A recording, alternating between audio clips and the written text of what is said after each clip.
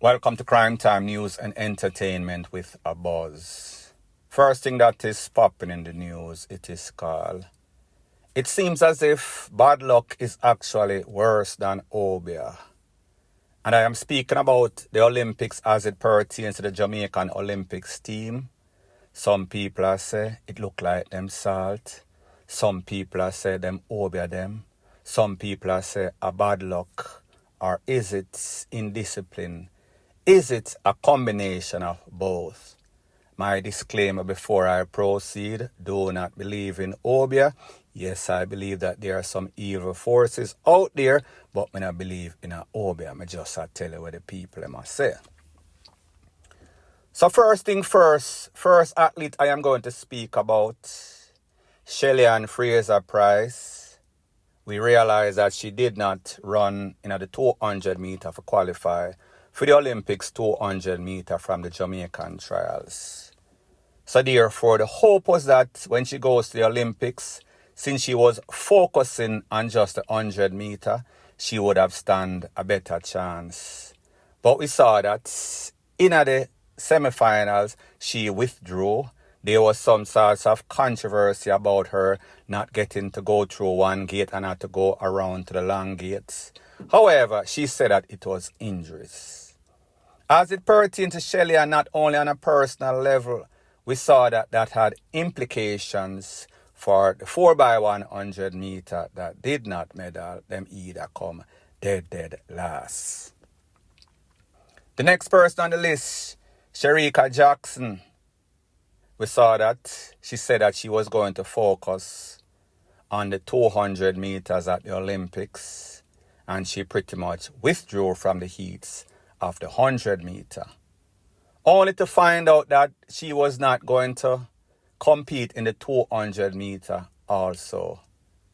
Then we realized that this had implication on the 4x100 meter. Missing Shelly, missing Shericka Jackson, it was going to be devastation, and it was. Let's talk about the men's 100 meter, Kishian Thompson. We saw exactly what happened. He was a favorite while they was boosting up, hyping up Noah Lyles. But we knew the man with the fastest time, the fastest man of the world, he was supposed to be the favorite. He was leading until about 99 meters, 100 meters, he got dipped on the line. That is not OBEAH. That is not bad luck. That is indiscipline. And like I said, as it pertains to the United States athletes, they are not going to let you out-dip them. They will let you beat them, but they are not going to let you have any sorts of dive over line, chuck over line over them. They are experts on that. And it showed in the Olympics. As it pertains to the men, 110 meter hurdles, we see Parchment lick couple hurdles, him kind of flop out, fizzle out in the finals. Again, our athlete Broadbell that came third, he was again dipped at the line by an ex-American athlete that came second. So therefore, that man dipped him out for the silver and he got the bronze. So therefore, we dropped the ball, Kishian, and he also dropped the ball. As it pertains to the women's 100 meter hurdles, don't remember the young lady's name. She is the world record holder in under 20. She had the second fastest time. As a matter of fact, I think she had 12.28, and the fastest time of all of the finalists was 12.25, American athlete.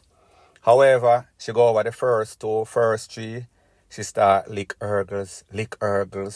The hurdles lick she end up run outside of the lane. So you know, so that was going to be a disqualification. Did not finish.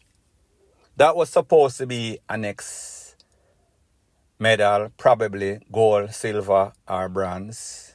However, we saw that was not OBEAH, that was not bad luck, that was just obstacles, meaning 10 hurdles.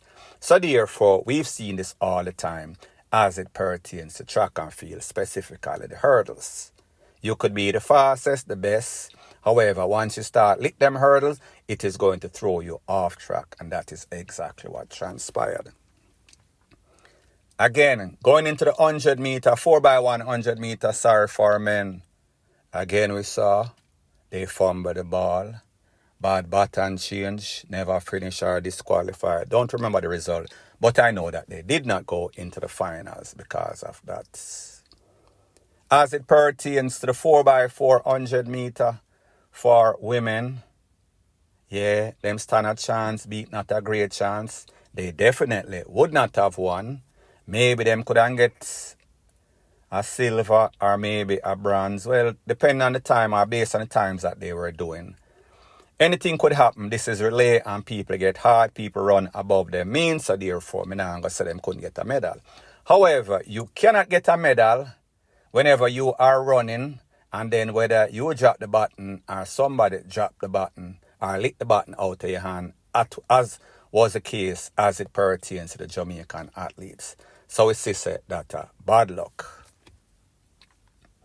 So when you think about all those instances, and when it comes to the mixed 4x4 relay, we saw that the athletes in the individual 400, whether it is men or women, them want to do them thing individually. But had they been smart and had they been proper communication with the coaches, they would have known that, listen, we stand a better chance if we use some of our better athletes, 2 men, 2 women, and run the 4x4.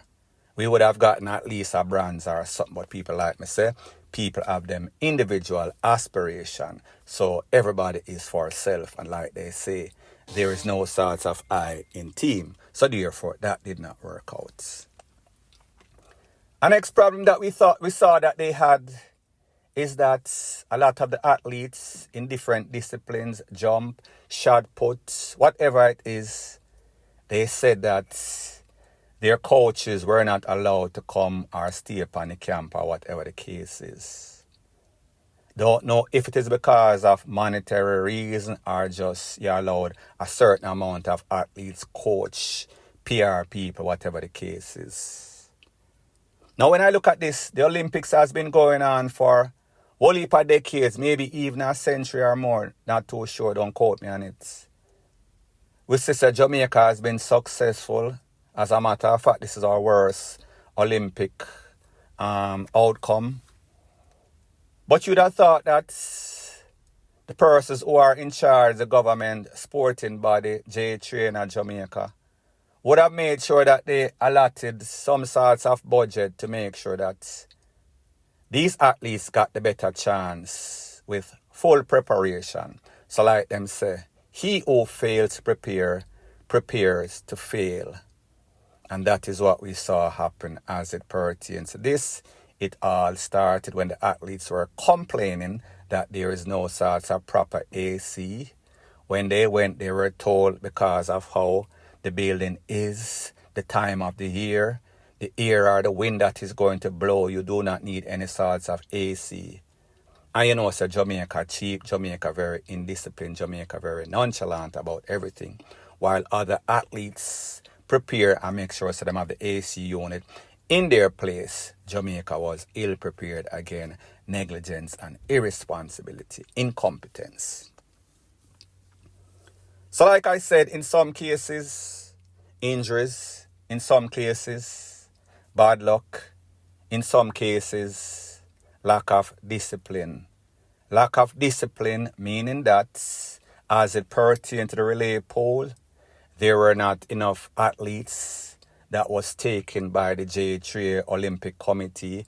So therefore, they were not getting the proper practice that they needed to make sure that they are going to be sharp in a race form. As it pertains to them dipping on the line and getting out-dipped in the case of Kishane Thompson and Broadbell, this is something that's supposed to be a very important part of any Olympic team. Because we see it come back and bite Jamaica on the ASS twice.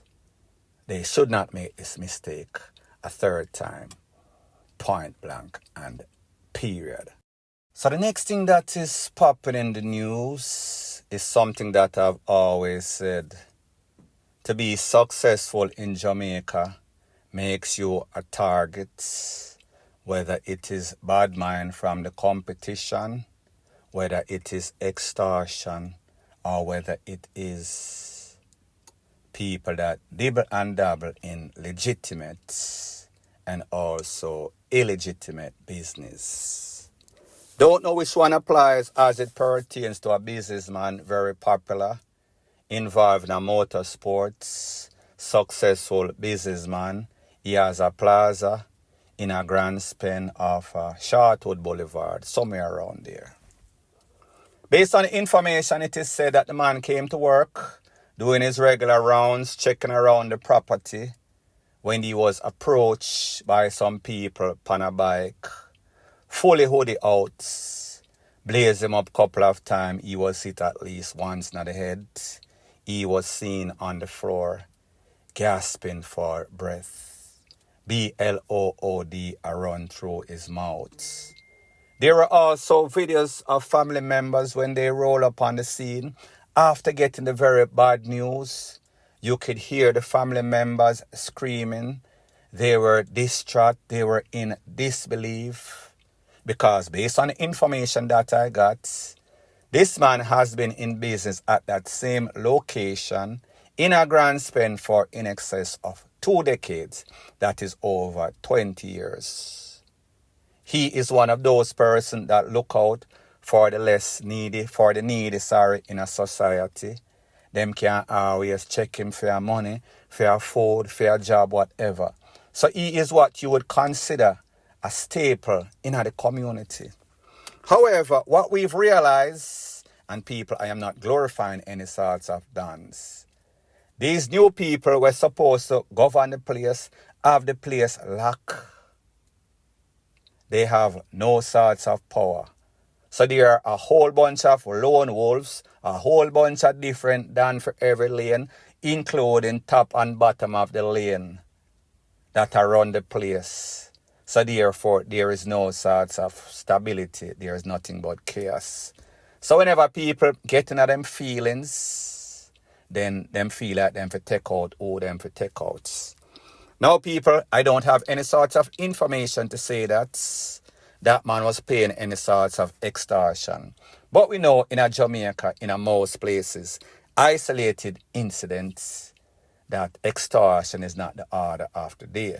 So I don't know if one person get and the next person not get and the next person send some sorts of listen, you need to start to pay.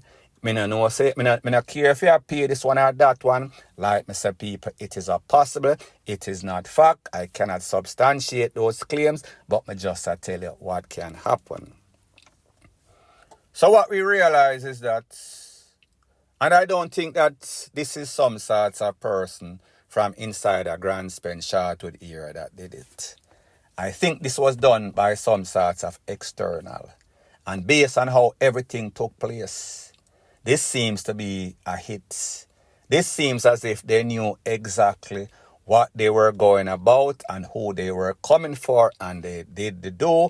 Whenever somebody calling you up in your head, that means that them definitely have some sorts of bad intentions of seeing you gone to the afterlife. That is the case in this case. So we hear all sorts of rumor run around. None about bad mind, nothing about that, none at all. Nothing about any sort of because of competition as it pertains to extortion. Usually that is in the black market. So therefore, you're not going to know unless, of course, him tell you, say, yeah, may I pay X man or X man. So therefore, we don't know as it pertains to that. So whenever anything like this happens, then you have all sorts of rumors and propaganda around about the place. So I just tell you, allegedly, what persons are saying, word on the street, whisper, is that it has something to do with that big drug bust. How much billion? I think 75 to 76 million US that happened in Avondale. People like me say, this is whisper, this is word on the street. You cannot take any of those to the court of law. You can take it to the court of public opinion because everybody have something to say, like them say. An opinion is like an ASS hole. Everybody have one. However, to respect the family, let the proper people do the investigation. Let them come up with the findings and then we will know. But people, here's the thing. Sometimes you see people and you say, yeah man, the man they are uptown, the man they are decent man. If you look at your prime ministers and your MPs, you would probably say the same thing, only to find out that they are even worse than the regular criminals. So my point is this. You might see a person's face, but you don't know their hearts. You don't know what they are mixed up in. So therefore, sometimes people are mixed the legitimate with the illegitimate, and then it comes back and haunts them. Don't know that that is the case in this case, but me just say a possibility based on the way that he was taken out. A hit for sure. Point blank and period. So anyways, people, thanks once again for checking out my video. If you appreciate videos like these, please show your appreciation by liking, commenting, sharing and subscribing to my channel. That is how YouTube promotes videos like these to like-minded, sensible persons like yourself. And last but not least, please subscribe to my next channel. It is called Jamaica Dancehall Source. I'll be pinning the link to that channel in the description of this video. Bless up.